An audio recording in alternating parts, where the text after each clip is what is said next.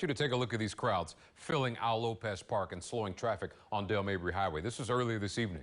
Well, the Bay Area's Cuban community came out in force to support an uprising on the island as Cubans push back against communist rule, demanding more freedom and even just the basics of life. So we can tell you that they're responding to this video coming out of Cuba that shows us thousands of people hitting the streets, right? They were protesting food shortages and a collapsing economy. 8 on your side's Olivia Steen starts us off tonight. She spent the evening with those in the Bay Area who came out in support of those Cuban protesters. So, Olivia, bring us up to speed. What have you talked about with those folks and how are they feeling?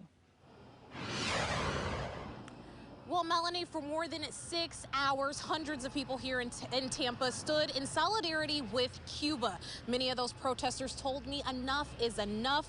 It's time for liberation. It's time for the Castro regime to go. We don't want them anymore. They need to be out.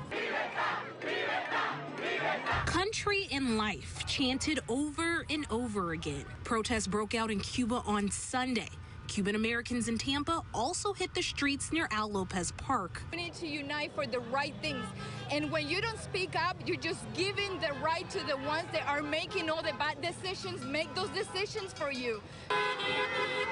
Many tell me they're tired of watching Cuba suffer under the hands of the current dictatorship.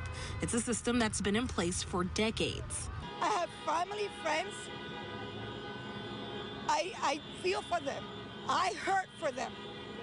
You know, many of here are hurting for them. The island has been experiencing a worsening economic crisis, which their government blames on U.S. sanctions and the pandemic. But many of these protesters say it's because of Cuba's leadership. Police kills people for no reason, just for thinking different, or people get killed every day. They're dying. They don't have food. They don't have medicine. They have nothing. Which is why hundreds are taking a stand against the old regime. Mike RANGEL says he's never witnessed an uprising like this in his lifetime. Well, this is very important. I'm Cuban. I came here when I was 12 years old. I've been here almost 25 years of my life, and I think this is the first time that I actually see Cubans out there claiming freedom. He hopes these demonstrations can render support from other countries.